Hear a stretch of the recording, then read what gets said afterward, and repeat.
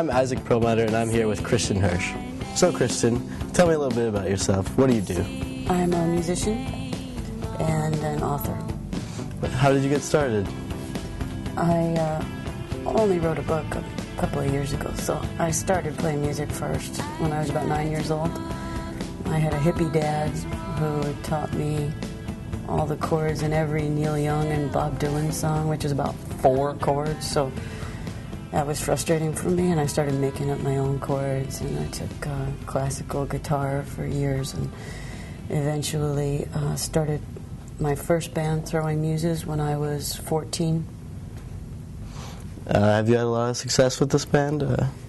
We did. We were in one of the first grunge bands. We were in an indie rock scene in the 80s and early 90s.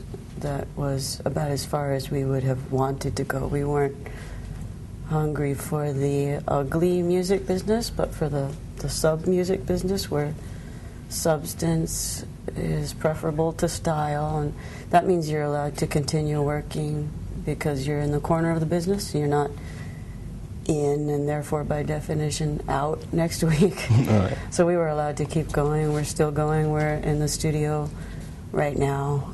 I have another band called 50 Foot Wave that's more noise rock, less art rock. And I have a solo career, so I've been able to play music to support myself and my family for 25 years. You touched a bit on your childhood. Do you think that had a big influence on how your band turned out, how your musical style played out? Probably, but I think we would have welcomed more influences because we would have loved to sound like the bands we loved. Instead, we played our own language, our own vocabulary, which we were constantly inventing and reinventing, which was lovely when you're lost on your own planet, but it can sound like you come from outer space to people. It takes a while for the world to catch up. Yes, definitely. Are you where you wanted to see yourself when you were growing up? Are there any future goals that you wish to accomplish?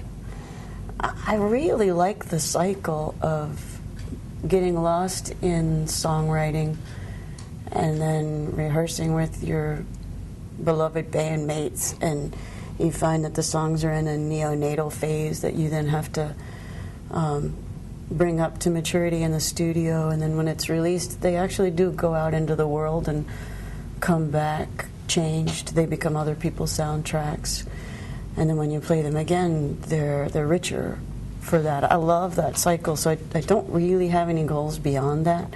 I wrote a book by accident because journalists had come to me offering to ghostwrite my memoir. I still don't know why.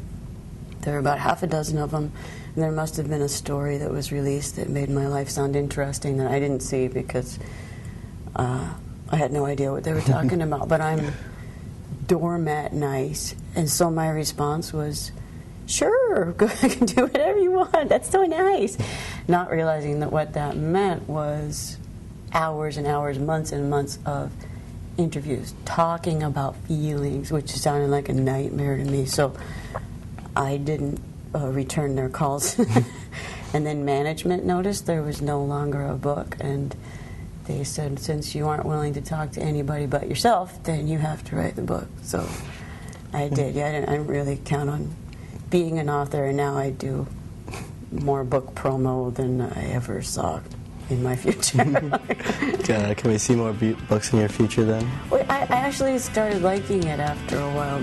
What I would do is put my kids to bed, sleep a couple hours, and then get up at 2 or 3 in the morning, and the dog and I would just sit there and write a book, which happened to be time tripping back to 1985, 86, and at that time of night, it's very quiet. It's not day or night, really. And you can time trip. You can reach these pre-conscious memories. You can remember conversations, people that have died. You can remember their idiosyncrasies and vocal inflections. And I started loving that time tripping more than the writing itself. And because when the book was published, I couldn't do that anymore. I just started another book. So the dog and I are writing another book, but I don't know if I'm going to publish it.